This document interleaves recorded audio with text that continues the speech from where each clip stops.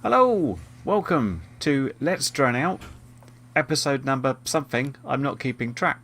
Slightly down on numbers today because Jack's not here and everyone else is doing something else, but I'm here. Hello, I'm Carrie Kitten, joined today with Stephen over here, sometimes known as Burlick or Happy Shiny something, and down at the bottom there we've got the wonderful Sync FPV. Welcome. Yeah.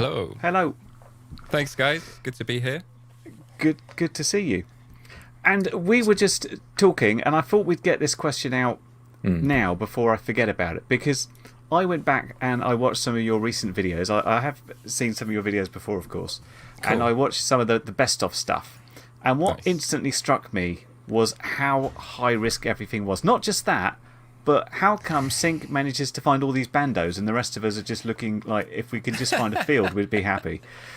So I know you can't be pulling those moves off every single time because they're just insane. There's loads of tiny gaps. There's matty flips, real extended ones where you're like going backwards forever and then you just emerge out a tiny door and stuff. You're flying past a steel girder like 2 inches away from it. Yeah, and I'm just like, it makes me kind of shiver because I always worry about, what happens if I crash here? Because in some of your cases, you're like, I just have to climb a 400-foot tower and get my quad back and it'll be fine. How do you put that sort of stuff out of your mind and say, don't worry, if we smash it up, we'll just build another one or whatever? What goes through your head? You know, this is a good question, but like, I think I do still have like risk assessment in my head. There is still a thing that's saying like, oh, if I go down here, I'm not getting it back. And that's most of the time, most of the gaps that you see, it's a really small gap. And if I crash into the side or whatever, if I miss the hole, it's going to break a lot of stuff, but I'm going to get something back. I'm gonna find a pile of pieces on the floor. I hate flying over water because if you go down in water, you know, like there's no getting that back. Or if you're flying over a roof or something where like there's no real way to get up there, those things still sketch me out a lot. But just trying to fly through a small hole or a circle or something isn't, I don't know, it's risky in terms of the impact, but there is always still going to be a way that you will at least recover a big pile of parts or a load of broken stuff. But yeah, obviously, no, they're not first time. A lot of them are, you know, there is a couple of tricks in there that I'm trying to think. Like there's one I did like a couple of years ago where I did a reverse dive in a house. So went down a skylight and then came out the front door down a couple of stories. And I was sitting there for probably 4 or 5 packs at the end of the day trying to get this one trick. And every time I crashed, I probably damaged an antenna or, you know, like I would have to go and get it from inside the house. And I finally got it and I was like, yes, I did it. It's cool. And I got home and the GoPro had done this freeze frame thing. So I didn't have the footage of it. So I was like, no, this sucks. I spent like so many parts and so much time doing this.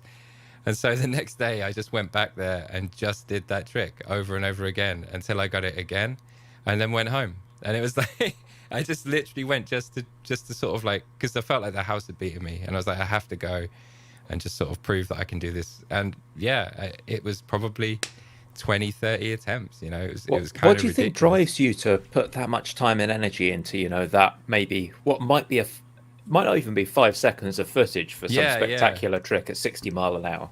That's a good question. I think it's just like, I don't know, man. I'm thinking back to like the skating days where you would see like a skateboarder or something would have a set of stairs that they want to trick down. There's actually a documentary that's like an hour long about a guy trying to jump down one set of stairs. And he takes 2 years, or I think it's like between a year and 2 years, keeps returning to the same spot. Sometimes he gets kicked off, sometimes he's just probably hundreds and hundreds of attempts. And you're right, the actual end goal is 10 seconds, right? Because that trick only took 10 seconds, but I don't know, it's like, it's just kind of like when you get an idea before you were into FPV? Yeah, I was. And I think quite a lot of people are, right? It does seem that there's quite a big crossover. I guess that's how that mentality arrives, that compulsion, so. Like, I've got to do this one thing that's really hard and no one else has ever done. It's self-set challenges, isn't it? It's like you kind of like, you just go, I can do this. Or if you think something's possible, you'll sit there and prove it or not, as the case is sometimes. It also strikes me that you probably think of a location in a completely different way to me, because when I see these Is it the right thing? Is it called a matty flip still when you basically do the sort of the backwards loop out? Are we still calling them that? Yeah, I think Matty so. As far flip as is I'm aware. like over something and then nose down and like a backwards All power right, loop. that's basically the backwards flight stuff. When I'm seeing it and it's on a huge distance, I'm thinking this guy must be taking such notice of like marks in the ground to know exactly how he's lining himself up. Because it's not always like you wouldn't just go through the door. It's like as long as I'm in a straight line, I'll be fine. You must be using like references on the ground and stuff to make sure you're good. Because the amount of times you're hitting these dead on is quite scary. Do you sort of have this visual mind map and your spatial awareness work in a different way? It's a good point because I don't think you do it consciously. But when I look back at the footage, there's some like where I'm coming out of the door or something, and I can see myself like leaning to the right or left because I was gonna miss, and I'm sort of like self-correcting at the when I'm on the flat bit, and I'm like, that's weird. I must have known that I was gonna hit the door frame, but there wasn't.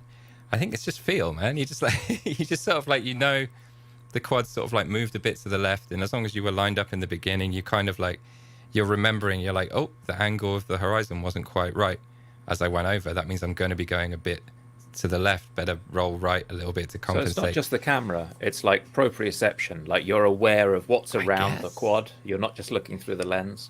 Yeah, I guess. I mean, a lot of the time there's a bit of luck as well. I mean, let's not kid ourselves. Sometimes you just get lucky and practice, and you're just like, practice should not be ignored. Sure, yeah.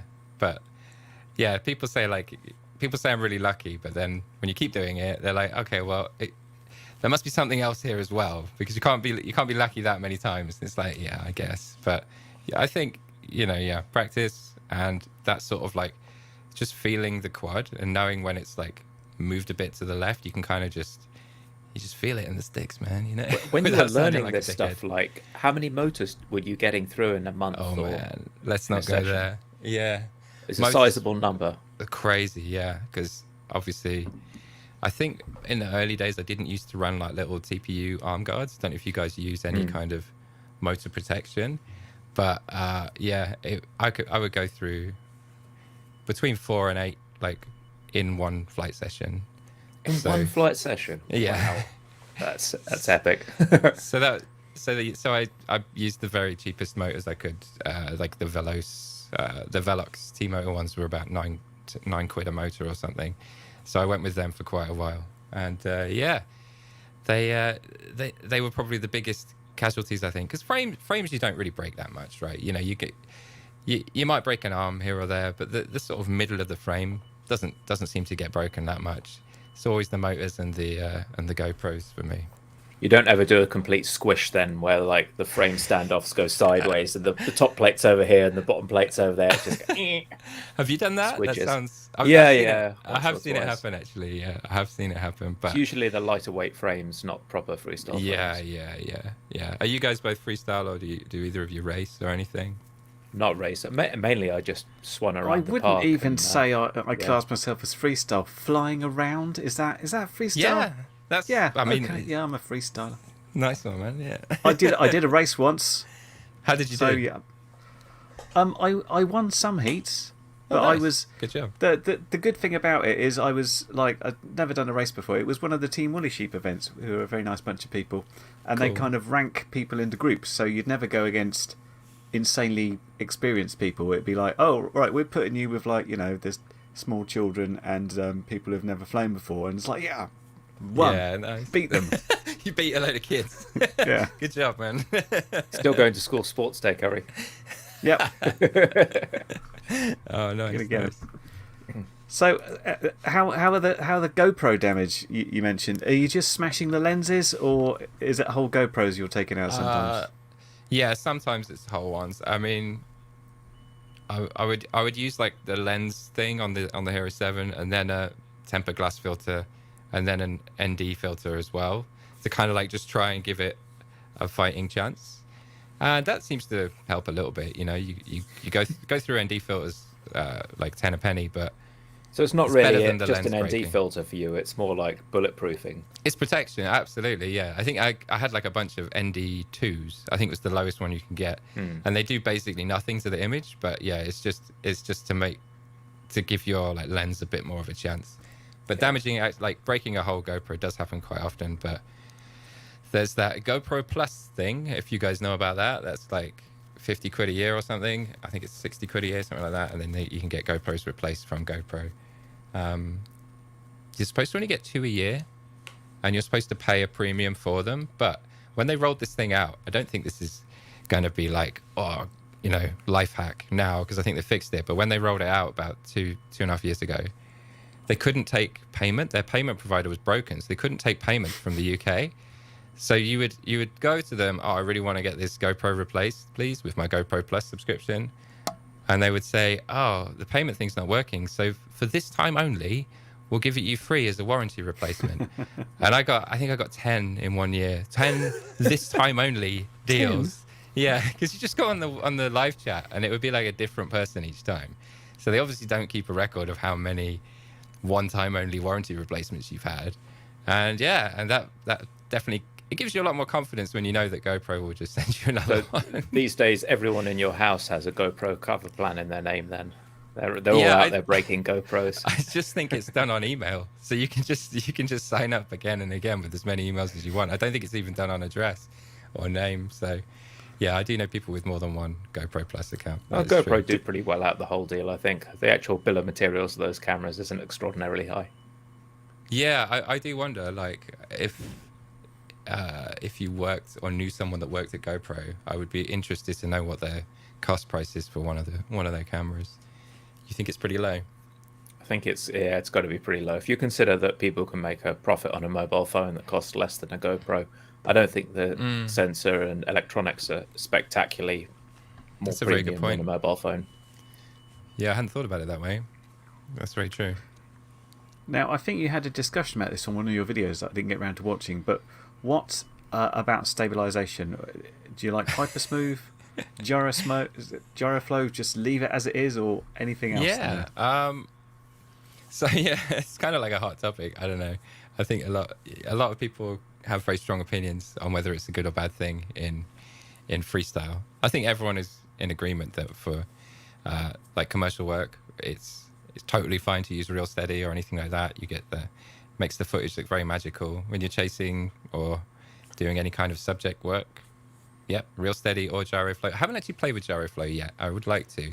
I downloaded it and the interface was like, holy cow, there's a lot of buttons and a lot of things to play with. It looks awesome, don't get me wrong. But for freestyle, yeah, hypersmooth is fine. I like it. I've been using it for ages. But I've actually started to not, because after having this conversation and hearing a lot of people's opinions on why it isn't good or is good, there was a lot of good points about why it's a good thing to not use it as well. It's not saying that if you use it, it's bad. I don't think that. I think the footage looks great, but there is a quality to like the raw footage that it actually makes things look even more scary. And it makes it look. You're along for the ride more, aren't you? Yeah. And I think that's quite a compelling reason to try it out. So next few videos gonna be raw. Watching out for it. Yeah. Well, I think that's why analog DVR is sometimes quite interesting to watch, because if you can see that for all the static as well that's going on, then that's pretty good. But you're flying DJI now, aren't you? I am, yeah. But I do remember back in the day, people would put the little DVR camera in the corner, right? Because it was just like, yeah, this is the cool view, but look at what I'm looking at. Look at what I'm having to deal with. It was kind of like a point of flying through static and stuff. It's like, look, this is how hard it really is. And I think hypersmooth takes away some of that even more, because yeah, it can make the hard stuff look easier, I think. Yeah. Does that make sense? So yeah, absolutely. Yeah, okay. I mean, because I'm reviewing stuff, I'm mostly just showing DVR stuff to people, because it's like, well, this is what you can see, as opposed to like, this is what the perfect view would be for a GoPro stabilized, which is not what you're going to get for your goggles.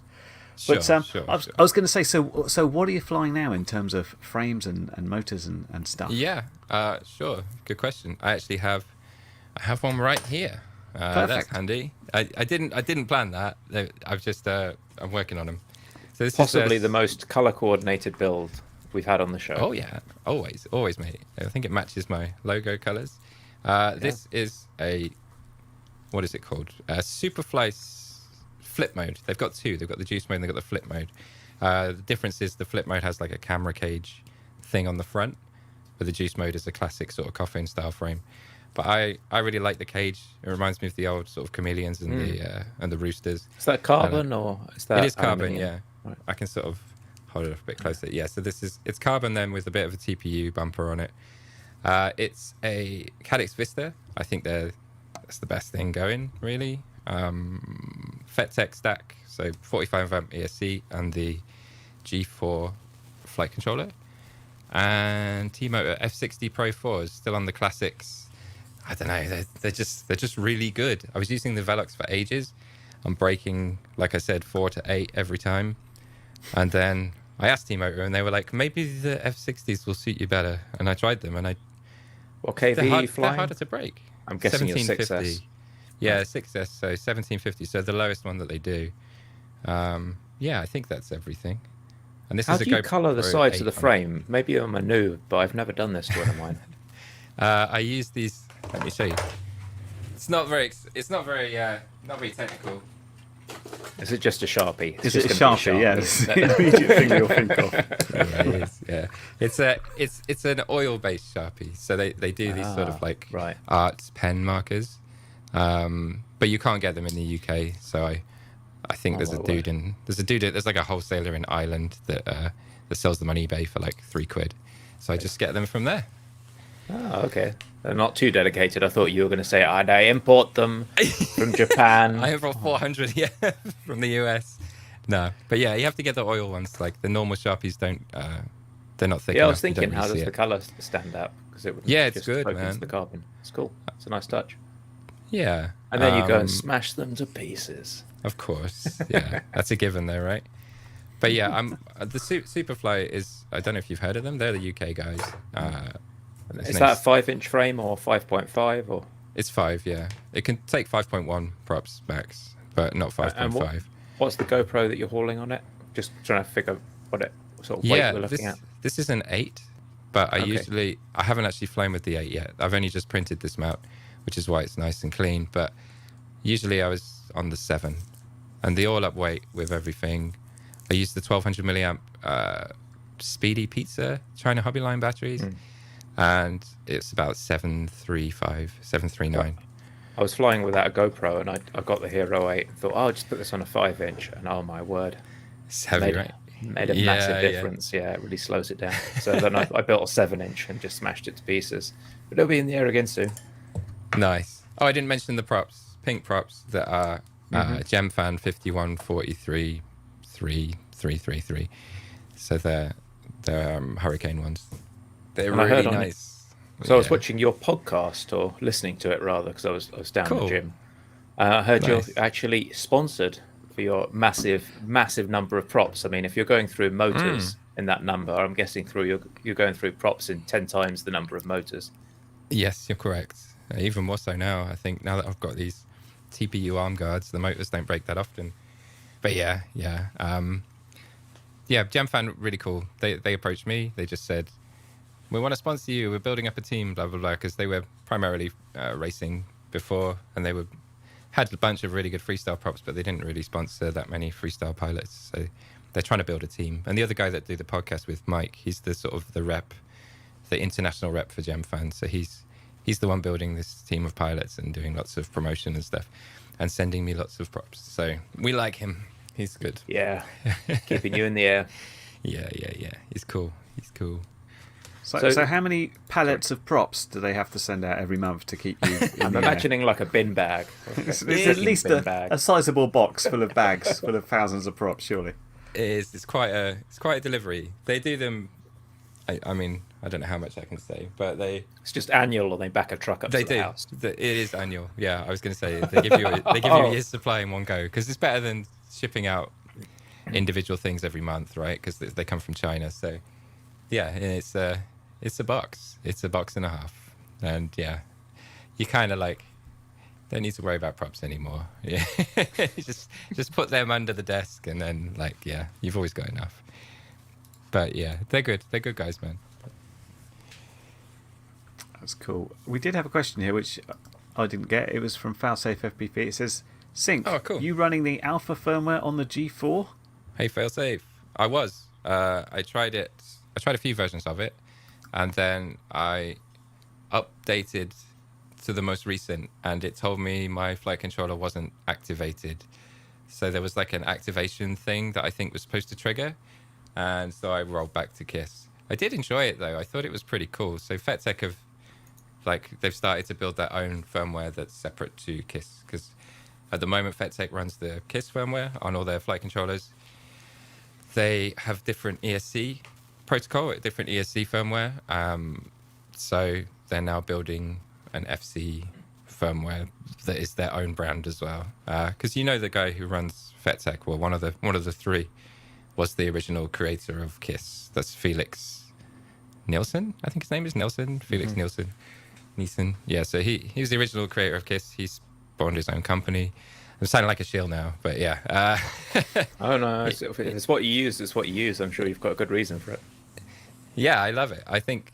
What do you guys fly? Do you all? Well, obviously a bit of everything. I'm if you're beta reviewing flight things through and through. Curry, I think, has got pretty much everything since multi-Wii. I've never had a KISS flight controller, weirdly. I've had KISS ESCs and every other flight controller you can think of, but I've never had a KISS flight controller. No way. Yes way.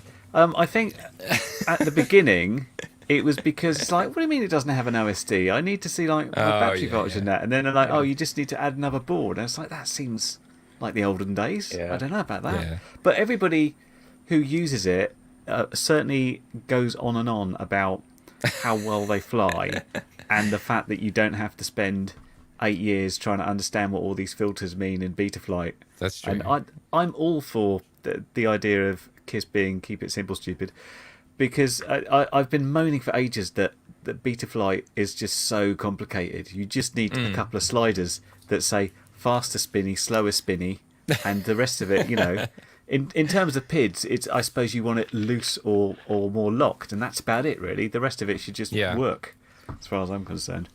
So you're not one of these people that enjoys the tuning process? Because I do know people that really, they love it, right? Like I don't go as far as black box, but I certainly don't begrudge having to put a couple of packs through something to tune it after I build it. My thing is that it's so I hard to get the time to go and fly with the weather and locations that I don't want to be faffing around like, oh, let me just turn this up a bit. I just want to have to fly around and have a bit of fun. Rather than messing around and around. I find now I've got the phone app. Now I've got Betaflight Configurator on my Android phone. It's just way easier. I can just have the Android phone with an OTG cable and plinkety plonk, bit more PIDs, bit more filters. Oh, no, filter back the other way. It's going crazy. And then just sort of get it to the point where it's responding in a way I'm comfortable with. There's no bounce backs and decent amount of prop wash handling, and then that's good. I'm not going to put hours into it, but I don't mind learning about how the flight controller works. I find that a little bit fascinating, how the flight controller works. And then I find once I've heard someone talk about that, or I've gone through and read some of the PRs, it all just kind of comes into focus, and then I'm like, oh right, I just moved that. So, it flies nicely, done. How long have you guys been flying? 10 years this year. 10 years, and you've never tried a KISS flight controller, so you've used everything except KISS. Kind of feel like there's not on purpose. Vendetta there. Are you sure? It was always KISS was always more expensive to get, and it's like, oh, I got all these, I got all these Betaflight flight controllers. I'm just going to carry. Yeah. It's not consciously. It's been kind of like, because I did a lot of reviews. It's been like a review quad has arrived. It has a Betaflight flight controller in it. We know what we're doing with that. Let's take it out flight. And so when I buy stuff, which is seemingly quite rare, it's going to be like, oh, I need to run this on this quad, so it's going to be like something I can run either Betaflight on or iNav on, and I never thought about anything else. Right. Yeah. I should really try one. I'd be interested, to see what you think, because you've obviously had so much experience with Betaflight, and it'd be cool to see what you what you think. Yeah, 'Cause so much obviously- experience sounds like I know what I'm doing. It really is. If I get it out of the box and it flies reasonably, I'm like, that's good enough for me. I'm not touching it anymore. There have been quads that have come and they've been expertly tuned, like the old Immersion RC stuff, like the Vortex. I had the Vortex Mojo, and that had like a tune from. They sent them out to various people like Final Glide Oz, and he put his tune on there. And I have to say that, like, oh wow, this really does fly even better than the norm. And those little incremental pieces do kind of make it worth the effort if you can be bothered to go back and sort of reiterate and do that thing. And if I was just going out and flying one quad and repeating that, I'm sure I'd be, going back and tuning. But it's kind of like, what am I taking out today? Weird stuff, hooking up to other weird things to film weird stuff for, usually. So I was learning how to build, and so I just wanted to get more for my money. I started about Betaflight 3.2, and I was like, well, I've got to learn this, and I just learnt it. It was, it's a couple of evenings and done. But I am a little bit tempted, especially now I've heard some people out there are testing the new HV set from Fetech, which sounds interesting. And there are some people who are building 10S mini quads. Yeah, I haven't put it in a quad yet, but 10S 5-inch sounds awesome. I'm looking forward to that. I was gonna say something, but I forgot. Sorry, I do that a lot. That happens a lot. That's fine. I think I'm old. That's right. Well, I'm always the oldest when it comes to this sort of thing. I was going to ask. Oh, go ahead. Yeah, it's going to sound like a sales pitch, and that's because it kind of is a bit. But if you don't like tuning, Superfly, Steve, the guy that sells these frames, he provides like tunes for them. He's actually one of the guys that's done a lot of the preset tunes for 4.3.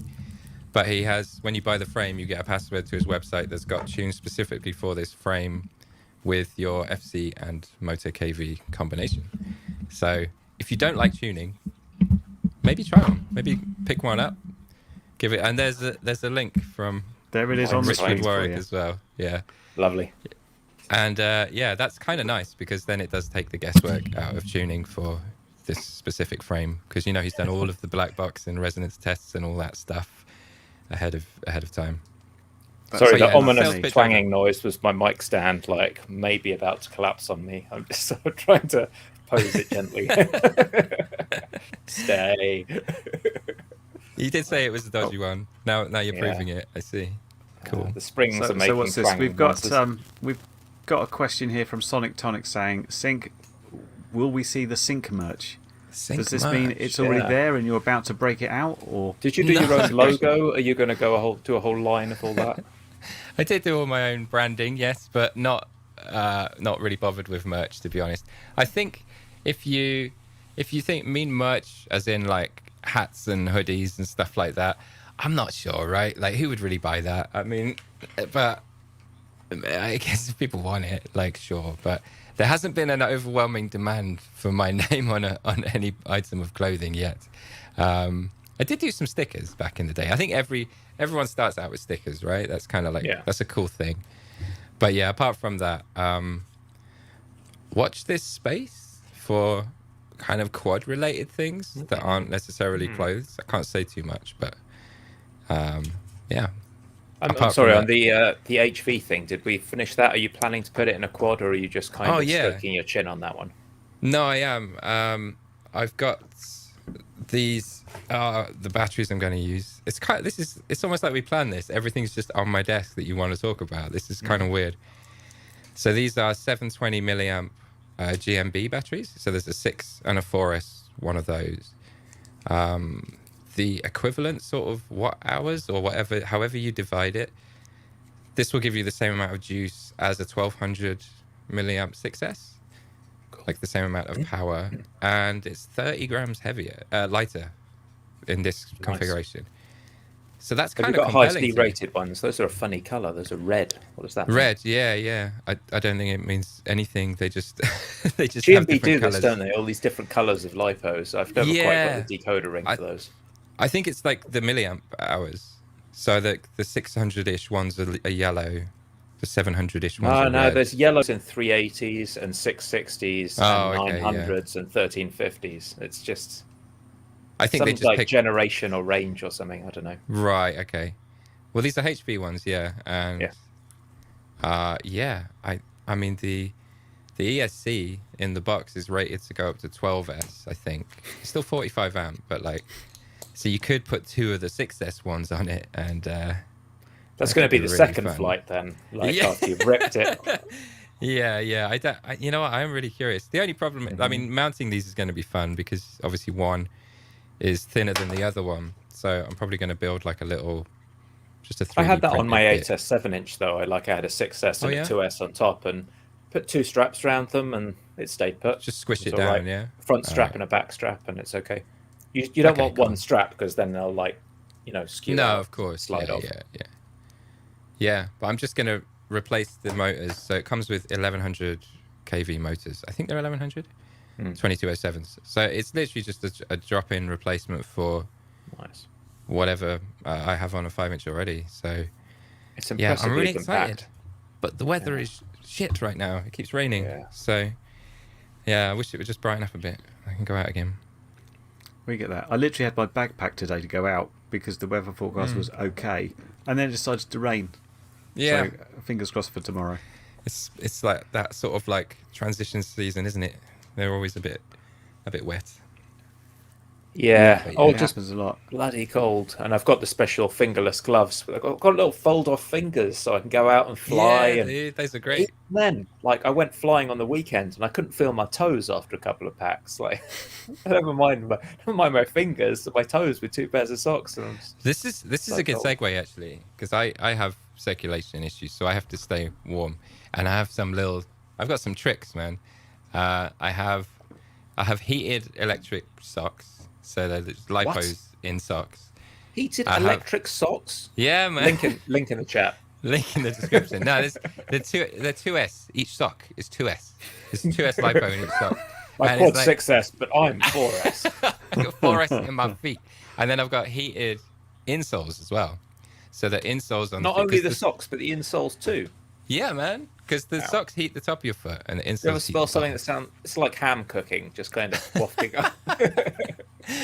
No, the insoles are really cool because they're not like super hot. So the battery is actually in the insole, so you can imagine they're not like the most Sounds powerful like of things. Magic. I think I need to research all of this before. I before like go the too much idea of further. this because it's always your extremities, isn't it? Absolutely, As soon as they yeah. go cold, the rest of you like can't take it anymore. And you might think, "Oh, stamp Yeah. your feet," but you try and do that while you're doing acro, and you're just going to fall over. aren't you? Yeah, I think that's the main problem, is that this hobby requires you to stand incredibly still, right? It's like you're concentrating so much, you don't move, and even your hands, you're trying to move them as small as possible, right? So you're basically going out of your way to keep still, and so like the cold is even worse. I have Right. these hand warmers as well, like electric hand warmers. Basically, yeah, I've got like 12S batteries just on my person. No, just I'm keeping with me you. I think warm. I've got kind of Yeah. crappy circulation as well. Like I get numb toes really easily. So Yeah, these are yeah. excellent tips. I will follow up on that. Go for it, man. Yeah, I must have spent probably 200 quid on heated things. Is it all skiing gear, or how do you find all this stuff? Yeah, it's basically for people that live in the snow, and I'm just there out, and it's like slightly cold, and I'm in a, I don't know, Like an autumn just day. in a field. Yeah, and I'm just there like I've got like a ski jacket, and I have snowboarding boots. I'm always like, I just can't handle the cold. My body just shuts down. So it's got to be done. Valuable tips. I'm sure people will find those useful. I hope so. Cool. Or just laugh at me So- in my alpine ski wear when they see me. Styling it. Okay. I always have to ask a question, being in both camps of flying like quads and fixed wing. Have you done any fixed wing flying, or is that something No. you want to do? Dude, you know, I never tried it. I've never never even been out with someone that's had one on them, and they've gone, oh, do you want to have a go while it's in the air, sort of thing. I think I haven't met anyone that's been into it yet, and I think if I did, actually, you know what? I did meet one guy at a random hill in just up north, Clee Hill. Have you heard of Clee Hill? It's like a place in the middle of the country that's really, really nice for flying fixed wings and stuff. And he had the most beautiful fixed wing I've ever seen. It was all custom built. It was like orange and black. It looked incredible. and he just like it took off, and he was flying. It looked so cool, and he just went straight into the side of a mountain, and he was like, and he hadn't put his crossfire antenna on his radio, so it just failed safe when it got about 80 meters away. He tried to turn around because the failsafe kicked in and just went straight into the mountain. And the thing just like, it was really tragic to see because it was an absolutely beautiful machine. And had it lasted more than the 25 seconds of flight time, I would have loved to have had a go.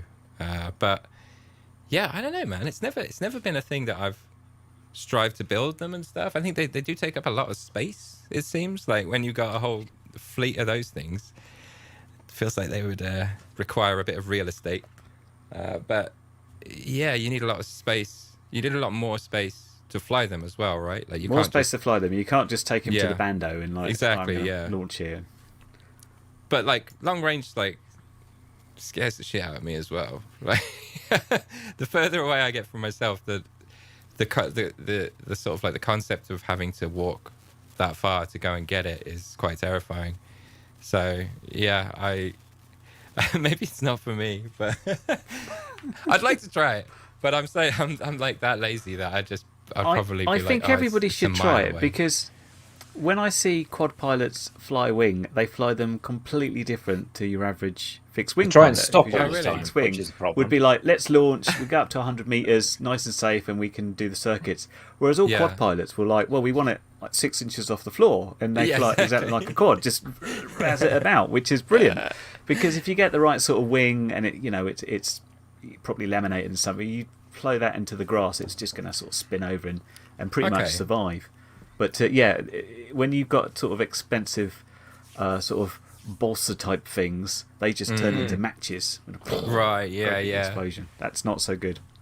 Yeah, I guess like this the capacity for tricks and flying like kind of like through gaps and close to the ground and stuff, it must be a lot less forgiving than a quad, right? Because you've got to be going over a certain speed or it'll fall out the air.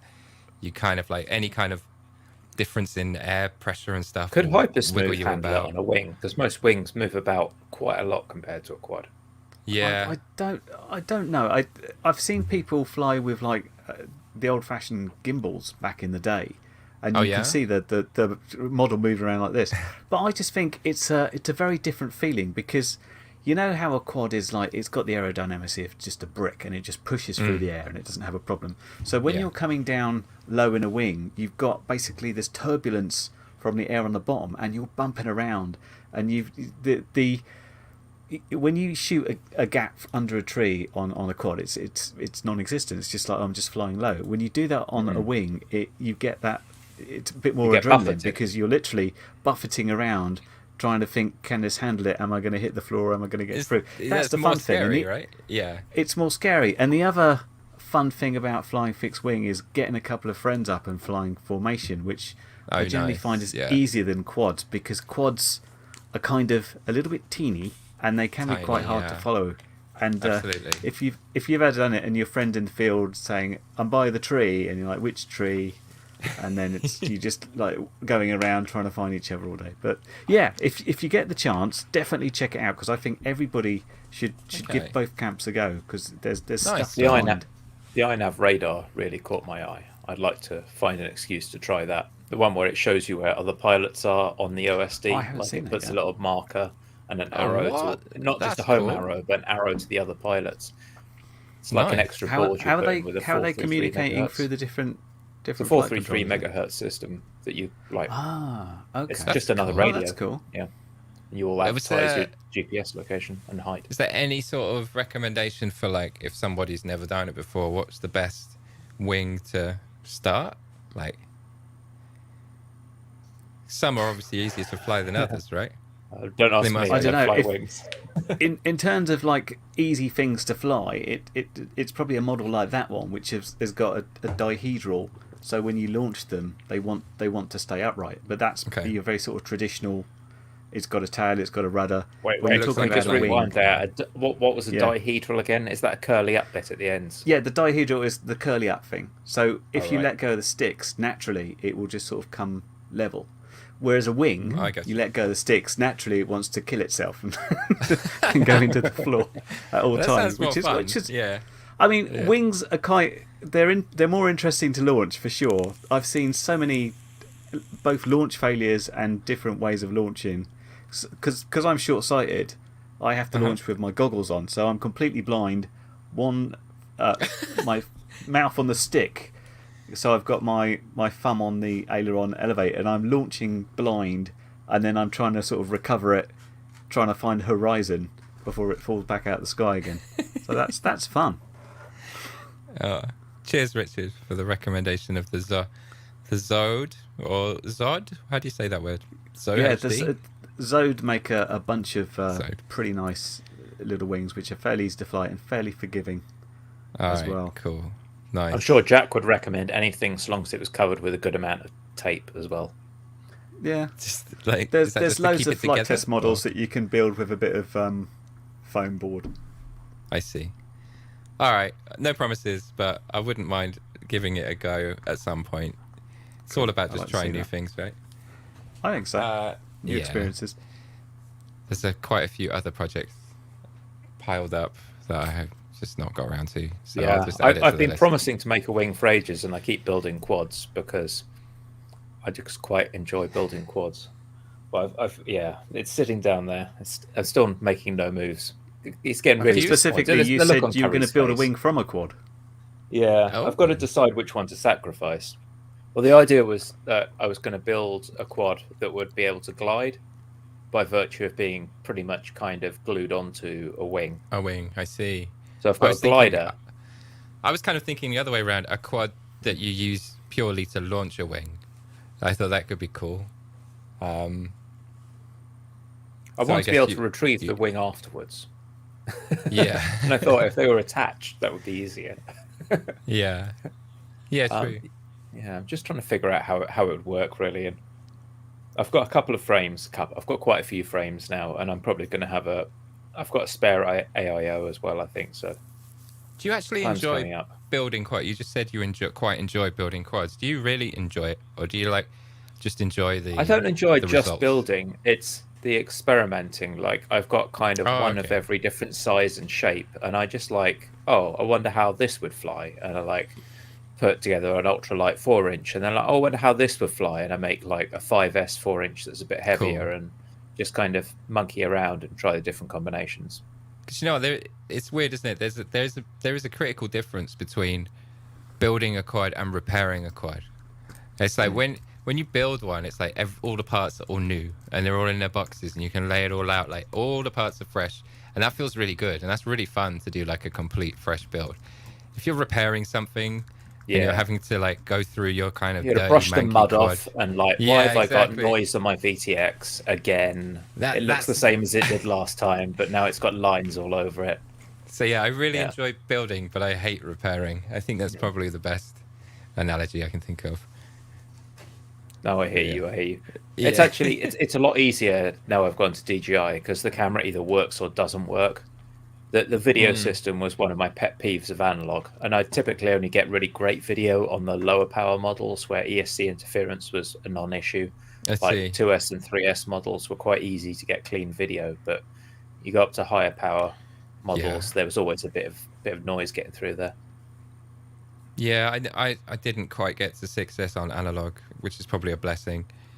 But yeah, I suppose just what's the best way to get rid of that? Just get the wires away from the ESC, right? I think that's basically you pretty much got to run the video wire separate to everything else and keep it short as possible. Don't coil up the video wire on top of everything else. Trim the wire to length and run the video wire as far away from the high voltage stuff as possible. Yeah. I found some branded VTXs just worked so much better than others. Rush FPV is always the one I came back to. That was always so clean. Didn't matter what you did. My wires are like a bundled up mess in the middle of a frame, and it's beautiful picture all the time. Rush is nice, man. Yeah, Rush stuff. I love the little plastic boxes and all the little details that they have on their actual VTXs. And actually put really a heat shield. Very much about the packaging, aren't you? I see you like it when it's all new and in the boxes. Yeah, to lay it out, to put it in rows. I'm shallow. That's all it is. No, Knowling never hurt anyone. Yeah. I see a question from Richard Warwick, It says, any FPV events planned for 2022? Yeah, I believe there is. I've got to get this right. I think it's called Prop Fest, right? Is an event that's happening in 2022. I believe it's 2022. Which is going to be a freestyle Yeah, I think so. thing. There was a lot of stuff on Facebook about it last year about happening. Yeah, because I think they got a location, didn't they? Or they secured a location and they were just doing the planning stuff. So yeah, look up Prop Fest and the Drone Fest 2021 that was last year, the one that was at the big coal mine headstocks. That I don't know if you guys saw any videos that came out from that. It was a lovely event. It was put on by Magic FPV and Just Movie It was the other guy. So two guys put on this FPV event. They had a little bit of racing, but the focus was primarily freestyle. It was a great event, and I think they should be doing another one this year as well. So we may have 2 freestyle events for FPV in the UK, which would be awesome in 1 year. I mean, take that, Rampage, with your silly 1 event a year. That would be fantastic. Yeah, it would be sick. I would love it. So If only you it didn't mentioned take you so had. long to travel anywhere. Oh, sorry, go ahead. I was just saying, you mentioned you had some projects ready or projects waiting to get on with. Is there anything you can talk about that you want to coming up soon, coming from Sync FPV? Yeah, okay, I'll let one out the woodwork. Exclusive. Exclusive, yeah. So, actually, yeah, all right. Let me get it. Let me go get it. I'm just imagining, like, off screen here, there's just a huge pile of embargoed stuff, just a mountain off to one side of the camera. So there's here. one mountain says NDA, and there's like this other little box. It's like, we can talk about this one. Yeah, basically, this is already out ish in a limited batch, so I can show you this little guy. This is from a company called Spider Cinematics, and it is a Mojo. Is the name of the frame, and it is it's primarily a cinematic thing. It's 3.5 inch, although it looks a little bit bigger because the frame is big and chunky because it supports this 1-axis sort of gyro here for the GoPro. And the idea is that feet. yeah, it does. I mean, this is because the idea is that you can go completely down, and so you can see straight down, so you can get that sort of Mavic style cinematic tripod in the sky kind of look. When you're just looking straight down. But this is also... the FPV camera's below the frame. It is, yeah. The FPV camera does not move. I'm going to be doing a whole video on this, so I'll just sort of like gloss over the bits here because there'll be much more detail. But yeah, the idea is it's kind of between the FPV style and the DJI style of filming. You can sort of switch the camera in flight to be down, up, or you can use a rotary. It's basically, this is on an aux channel, depending on what you want the angle to be. And it's also connected to the flight controller, so it self-stabilizes. Question. So this will always stay no matter what the angle of the quad is. Oh, so it locks, right. So you can point straight down, and then you can dive down, but the camera will stay like that. How as do you you're know falling what down. you're filming? So you don't, but you're on a wide-angle lens, so you're kind of like... I know it's pointing down. You're going to have to I know it's reframe a bit pointing in post straight. then. You also have a dual operator mode option. They have one that has 2 vistas, and there's one that sits on the top of the GoPro, and there's one that sits there. And then the one that sits on the top of the GoPro, they can be controlling that aux channel on a dial or whatever they want. So they can be... So you have dual operator, just like you would with like a professional cine rig, like a Inspire or Matrice or something like that. I suppose if you've got something like an Insta360, one of theirs, you can do a bit of reframing in post, can't you? Like move it around a bit. So this is something that I was going to cover in the video, but yeah, the idea, one of the questions that I asked the guy when he sent it me was like, why don't you just use a 360 camera? Like, it seems like you're trying to use like a lot more like engineering to get over a problem that maybe you wouldn't have, because the 360 camera, you can do all the reframing. It doesn't afterwards. go all the way, does it? Like, unless you've got the 2 lens one, and then you've got to have like exactly, a 1 inch thick quad. But the problem with that is FPV that you have a 4K or 5K if you're lucky image over the entire 360 degrees. So once you crop it, once you reframe, you have a really low quality image. And he said that there's no way any serious production company would accept that to put next to their sort of like professional grade. You can get away with like a Hero 10, Hero 9 in like a professional shoot if it's recut with like other cameras like DSLRs or like, I don't know, Cinecams. You can kind of, if you get really good quality GoPro Hero 10 stuff, yeah, you can get away with it, but you would never get away with it with an Insta360 when it's been reframed. The Insta360, you don't have to go the full 360. You can just have a wide angle. It was more that their software lets you do that kind of floating frame. I see. Yeah, cool. Yeah, I mean, you could do that with GoPro as well. I don't think they might be slightly wider on the 360 cams because I imagine it's 180, right? If it's one lens, so, and the GoPro's like 150, something like that. But yeah, it's really nice, and when you real steady it, it looks really nice, really, really nice. So I will, look out for that. That should be in a couple of weeks. Sounds hopefully. amazing. Yeah, it's cool. It's nice. I think he contacted me. It was last year, so it was a while ago, and he's been busy. I've been busy. I think he has actually released it. I think even Richard Warwick is on it with the links. Drone Theory is where you can.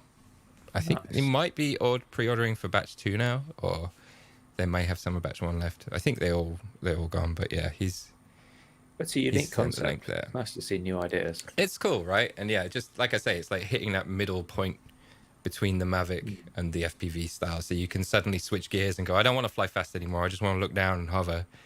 Or, and one of the really cool things actually is when you're doing sort of like chase footage, because the gimbal is like locked at an angle, if you suddenly like decide you need to go faster, you can just ramp up the speed and it's still perfectly in shot. And that applies for backwards as well. So you can do these crazy sort of backwards moves away from a subject. Yeah, the backwards stuff. That's great. And the thing's just locked.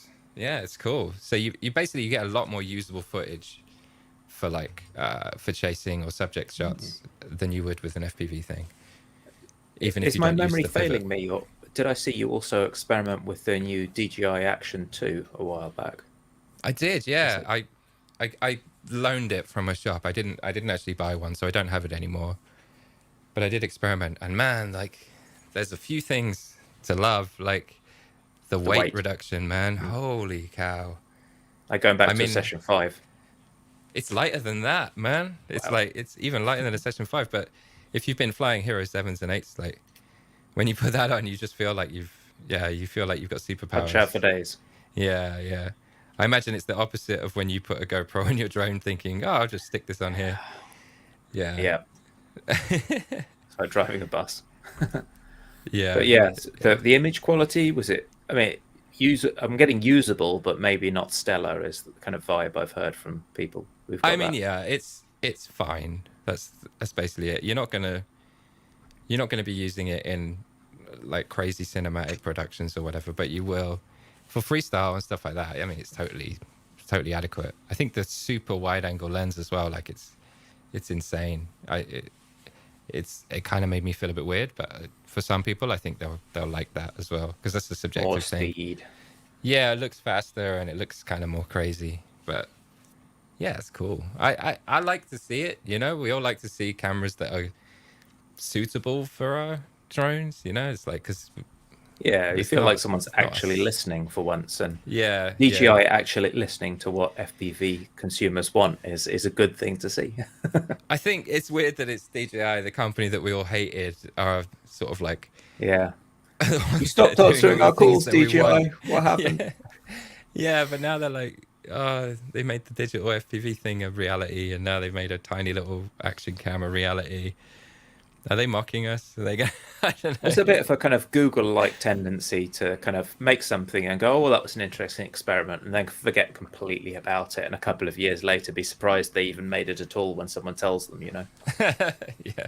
Oh, I did hear a rumor, though. Do you know what? There's a rumor that GoPro are going to be launching 4 different cameras this year. Because, usually they do like 1 or 2. Yeah.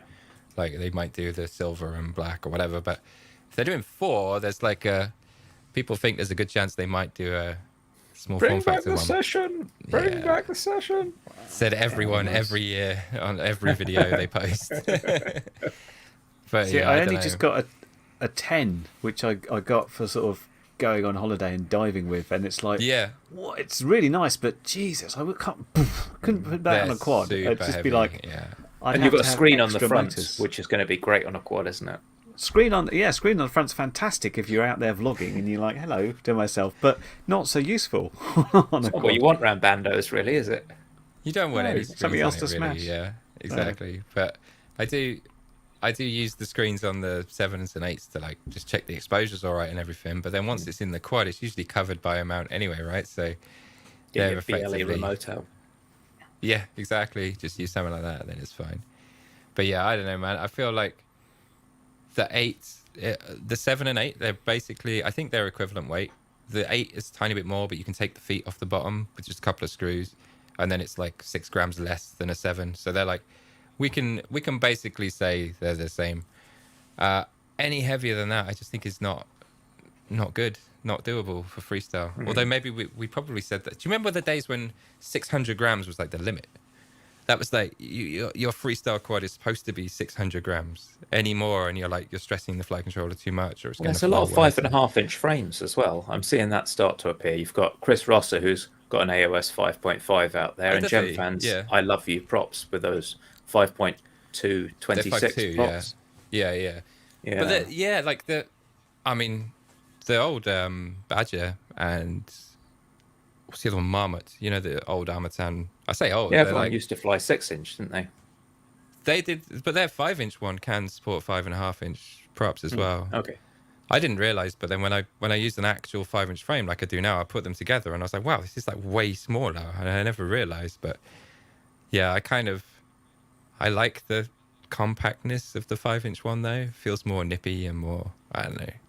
Yeah. I mean, I fly a bunch of 4-inch and going to a 5-inch. Right. I'm like, why doesn't this thing spin as fast? You know. Do you fly 4-inch like long range cruisers, or do you have like just something a bit more punchy? Nice. Where are you? So with those 2004 motors that were really popular. Yeah. A year or so back. So I've got something like that with a Vista in there. That's cool. And it's sort of dead cat, so you can get good DVR. Yeah, exactly. So I just have the DVR from that, and I express what batteries are you using it? 5S 700 milliamp GMB. Sweet. That's got one some of those punch. weird yellow ones.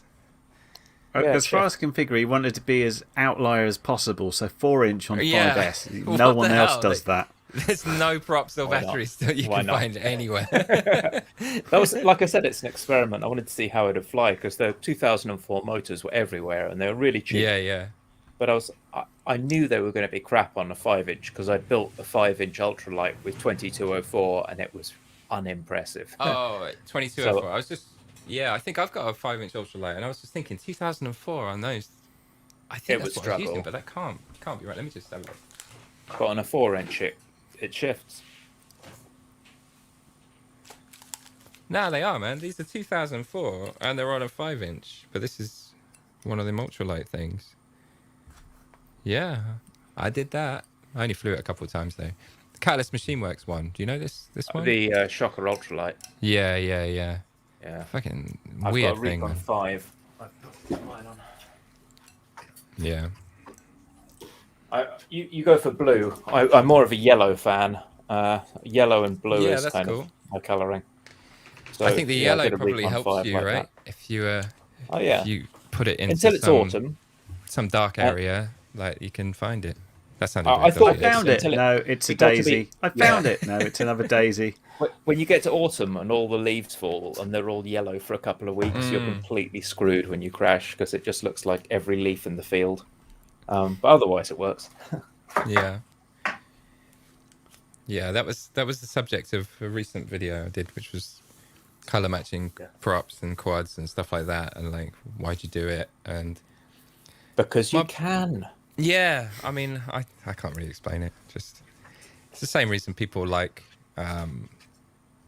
or is it? I was going to say it's the same reason people like to have a nice looking car or a nice color on the car, because when you're inside, you can't tell, and that's kind of the argument against color matching quads and stuff, isn't it? It's like, when you're flying it from the inside, you can never see it, but it's like, Yeah, but other people can't see a quad, can they? It's like other people can see your car when you're flying down the street, but they can't really see your quad when it's flying through the air. So Your I hand don't is know why kind you of do it. forced, unless you're like super boring. When it comes to like buying some 3D printer filament, you're probably Yeah. going to buy something other than black eventually. I mean, everyone buys black to start with, and they print a couple of true. their little boats or whatever, and then you're like, well, what shall I buy next? And you just buy a weird color, don't you? So there you go. It's true, man. And there are some weird colors out there in TPU land. Some great stuff.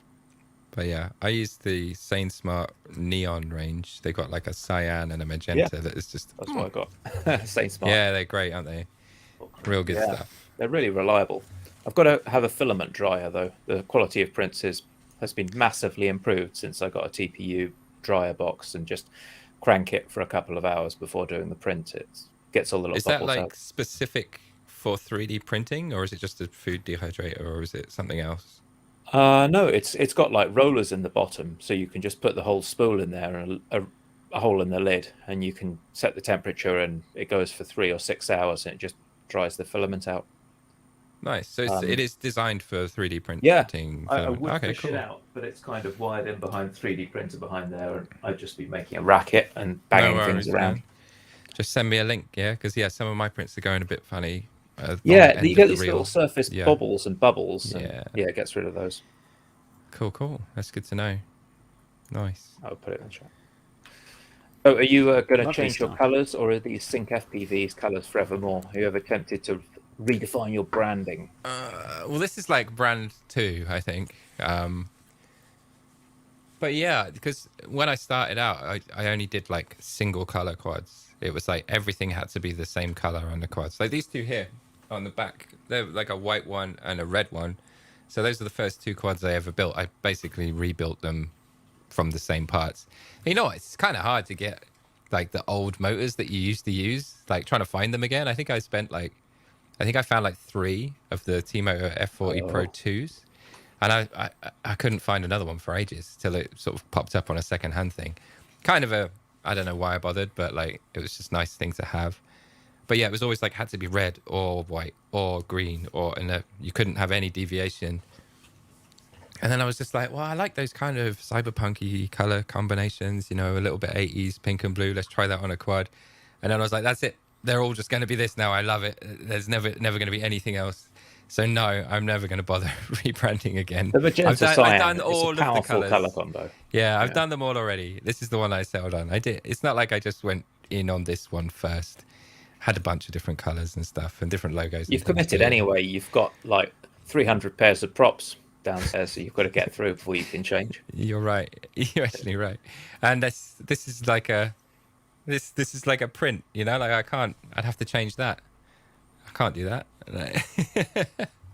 That's not a blue stay. That's real. Yeah. Yeah. That's good. It runs deep, that sort of cyberpunk color scheme. I like it a lot. It's eye-catching. I think there's a few people who've got logos, but I definitely pick out your stuff from the colors. Nice. That's good to know. It's eye-catching. Yeah. That's good to know. So what's your FPV name, Stephen? I don't actually know.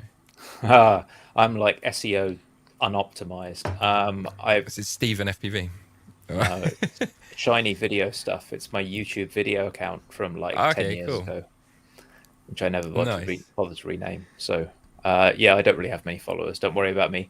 I only fly when I only film stuff when I crash and it goes wrong, and I'm like, what happened here? When it goes right, I don't publish the videos because I'm having fun flying, and I don't really like editing videos. So when I'm having a great time and I pull off tricks, I don't like review them afterwards. I'm just like, oh yeah, I had a nice day flying. Right, I'll put my feet up. Do you put a camera on the quad, like an action camera, to film it, or do you not bother? Usually no. So just have a bit of DVR. Yeah, all right, I see. Yeah, just chuck some DVR. Well, I fly DJI, so I get okay DVR, but it's not amazing. I built a 7-inch purely so I could carry the action cam without feeling it. Snapped the arm, unfortunately. I think I actually went through and got a big twig, but that's my Hero 8 build, so it's currently looking a little bit worse for wear back there. I'm going to double up the rear arms, but it flies quite nice. That is the Banggood clone of the Catalyst Machine Work Banggood 7. Yeah. And they just made it the same as the 5-inch. So there's supposed to be a rear brace out here, and this bit's a bit longer on the original. I see. But even so, it only had 5 mil arms. So I'm going to just double up the arms and make them 10 mil. Does it work like that? You just get a longer screw and just get longer arms on screws each and shorter thing? standoffs, and just put 2 arms on top of each other. Clamp it in there, bit of that dampening greaser between the 2 arms members, and off you go. Oh, is that the Chris Russell approved dampening grease that he told everyone we have to go and grease up our arms? Yeah, Is you that- don't want those members flapping around. Apply Is some that grease. something you guys have tried? I did build one of my frames with that. It was all right. I can't say I don't build enough frames to notice, but I figured it can't hurt. Like if something's a little loose, instead of rattling, it's just going to squidge, isn't it? Is it messy? Like Oh yeah, stupid. dealing with messy. that shit? It's not greasy. It's like it's so thick. It's sticky. Like yeah, well, obviously that's the idea, right? It's meant to make thick. things not it's move. like almost like glue. It's like a hair away from being as sticky as like proper epoxy or it's almost. It feels like unset araldite when you apply it, and Jesus, it's I quite know what revolting. you mean. Yeah. Yeah, that's bad. Wow. I mean, if it actually had a massive benefit, like we'd all be doing it, right? Surely by now, the word will have spread that we have to do this arm grease. This It's sounds worth like a punt, bit but like you definitely want to be careful applying it because it just gets everywhere. Right. it's like when people used to soft mount motors because that was a Exactly. thing. Exactly. Yeah, I remember that. I self-mounted motors when I started. I thought it was like, oh, you have to do it. That's what everyone does. But I think I actually noticed an improvement when I stopped doing it. It wasn't like it didn't make any difference. It was making it worse, I'm sure. Because when you put that sort of TPU under the motor and then you screw down, if you screw You too never much, get a good it like fit, do you? it squishes and then the motor Yeah. doesn't spin properly and stuff. It was stupid. That's Yeah. the thing. It was very yeah. subjective about how much you should tighten Exactly, to have the correct yeah. amount of give. Yeah. Especially if you've got like C-clips, because it's when you get some frames and you've got C-clip motors on micros. If they haven't cut the hole wide enough, the C-clip grabs on the hole, and you have to Yeah. like Dremel out the hole, or the motor just kind of grinds and makes horrible noises. Jeez. Yeah. I mean, that was the problem, basically. You had this TPU that was touching the bearing, and then it would just slow it down. Smells interesting when Yeah. you punch out. Yeah. Yeah, Man. doesn't sound good. I mean, we did some stupid stuff, but yeah, it's fun. Tilted motors, like the arms that weren't flat, tilting the entire arm forward Is that instead good? of the camera. I think instead of tilting the camera, someone was like, wait, there's a problem here. We want to be going forwards instead of up. So they're like, tilt the motors forwards. And you see this Right, on one or two frames. I think it was a phase that from the number of frames must have lasted less than 6 months. And then everyone's like, no, stop. We'll just move the camera. And, you know, Yeah, things it's proceeded like- normally after that. That's funny, that approach of just like, well, this is how we'll do this thing, and then nobody sort of questioned it. Everyone's just doing tilted motors, and then yeah, I understand. That's an engineering thing. Curry Kitten, I remember you made a sim, right? Yes, so did That's- you. Yeah, but like my day job is a game developer, so this was kind of like a hobby. But like you just come off that from no game dev experience straight into a sim. Yeah. Did you just? I just thought, That's cool, man.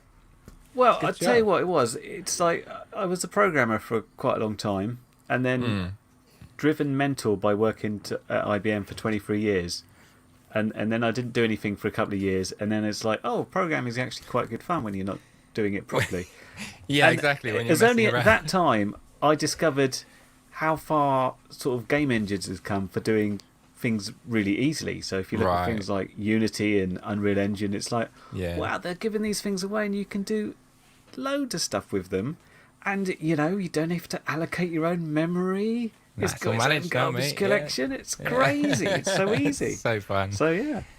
Do you still dabble with it, or have you just sort of like left Yeah, it now? no, I'm still trying to do an update on my my last one. I was finding a problem because I bought in an asset that does the weather for me, and it turns Okay. out this thing breaks at certain versions using certain color space. using certain certain graphical times of day APIs, when it rains. and I'm Yeah, having yeah. to wait for someone to fix it, which has sort of put me Oh, down. okay, yeah, fair enough. But yeah, I was just trying to get out another couple of levels and do some extra features, and then I wanted to try and move over to Unreal Engine just to try out some stuff on there, really, because that looked Nice. interesting. I thought that was Unreal Engine seems interesting, how it's very much built around bigger, better graphics, but it all seems a lot more tightly integrated together than some of the bits from Unity. It's like, oh well, Yeah. we're running whatever the render path is right now, high definition render path or universal render path or normal, and none of the modes can work together. It's and very this much asset here yeah. won't work, and this shader won't work here. That's what I don't like about Unity. That's a bit of a pain. It looks It beautiful, has, and I've got lens flare and dynamic lighting until it rains, and then I have to turn off this and turn off that. And we're down No, to you're 16 colours. right. You're right about the Unity thing. They have they've diverged a little bit too much, and they'll bring it back eventually. But yeah, this isn't a game development podcast. This is a Yeah, because you were live doing thing. your This is skater FPV. skater mod, weren't you, for Yes. flying and that? Have you That been was- tempted to break out and do your own proper sim, Sort fully of. featured? If you'd asked me a year ago, I would have said yes. It was always like something that I was thinking about doing. But to be honest, like work is when you do the same thing in work and your hobby time, you kind of like go a bit mental. Yeah. So trying to make my It own stops being game fun. at the same time as making a game in the day is kind of hard. So I did sort of like toy with the idea, and then just like making those mods and stuff was just sort of easing in. Just I was curious about quad physics really, rather than trying to make a fun game for everyone to enjoy. It was more just like, oh, I want a thing for me to mess around with. The skater thing was built around the idea of practicing chase subjects, you know, like because you could do the skating and then you switch to the quad, and then because it had a great replay mode in the game. I was so then surprised you managed to do as much as you did do. I was like, oh, okay, it's going to just feel like it's still going to be a skate game, but it was really flying. Yeah, no, I mean, watched a bunch of videos. the I beauty would of have it is bought it, that the but it was quite an expensive skate game. It's a very expensive skate game. The beauty is it's a Unity game, and they had mod support. So I'd built a quad physics simulation in Unity already. So I just literally just copy pasted the code, and then as long as you just take control of the camera from the game, you can do what you want with it, right? So I was just like, well, let's just pretend let's just literally move the camera that's supposed to be following the skater onto this drone, and and there you go. And then the game, you are flying. So yeah, it was nice that the game had a decent replay mode that you could intercept the camera on, and so while the skater was moving around, that you do the line, you then switch to the quad, and then you can just keep restarting it, keep going over again and practicing. It was real nice. And you do. I mean, I did learn a lot, you know, like because chasing stuff is weird. Like when you're chasing targets like motocross bikes or mountain bikes or things like that, there's like you have to have this sixth sense of when they're going to sort of slow down or turn or go over a jump. You have to sort of like visualize their sort of velocity vector and how that's going to change, because if they suddenly hit a jump, they're now going up instead of forwards. So if you just keep going at the same speed, you're going to go straight past them because they're now going up. So you kind of have to sort of like slow down a bit, like just before they get to the jump and all this stuff. And when you start visualizing the vectors, it's kind of like it becomes quite cool. But yeah, it's weird. And yeah, I've crashed into a mountain biker before because I just didn't think about that stuff at all. And so he went off a ramp and I just went straight into the back of him because I was just like, well, we're going the same speed. This is going to be fine. It was a Cinewig though, so it's fine. It was nice foam ducts. No damage. Do you think you'd take that further and make a challenge mode and make the skater go random paths instead of the really power cool fantasy idea, of being able yeah. to tell skaters where to go? Well, you know what? They added a multiplayer mode. I thought it would be really sick if I could make it work with that, so that like you could just hop in a lobby and just start chasing around people that were doing whatever they want. That would be cool. But yeah, it's another one of those things, right? It's like when you kind of put it out and you're like, right, that's done. You don't really want to touch it again. You're like, all right, yeah, just don't worry. Next fun project, please. So the chance of me going back to it is, yeah, it's getting smaller and smaller. But never say never, right? You know, never say never. Cool. Well, we have hit our hour and gone somewhat past, so we should really wrap it up. Oh yeah. But, okay. yeah, we don't want to keep everybody up. We've already got Caroline going off because it's like it's We've got to bedtime. go off for dinner. Yeah, Mads Text made some quality comments in the chat. They have been noticed, Mads. Thank you for your attendance and words of wisdom here. Was it him I that was posted all of making them. the funny ones? Because I giggled a couple of Oh, times yeah. when you Oh, popped yeah. something up on the screen. Him and Caroline had some gems there. Nice, Indeed. nice. Anyway, you have been watching Let's Drone Out, episode number whatever. We don't know because Andrew/Frank isn't here, and if he's not here, we don't know the number. You have been joined by our special guest down below, Sync FPV. Thank you so much for coming on. Thank you for having me. It's been an absolute pleasure. Really nice to talk to you guys. Thanks. And you. Great to talk to you too. We've got the wonderful Stephen/Belric/Shiny Video Stuff. You're going to have to settle on one of these names. Maybe there'll come a day when I actually get my branding together, but not anytime soon. Thanks, everyone. I've been Curry Kitten. You've been watching us, and we'll see you next week. Bye for now, and you can find, hopefully, Sync's YouTube channel in our description down below if our video editor, I'll use that name, has been on the ball. See you all next time.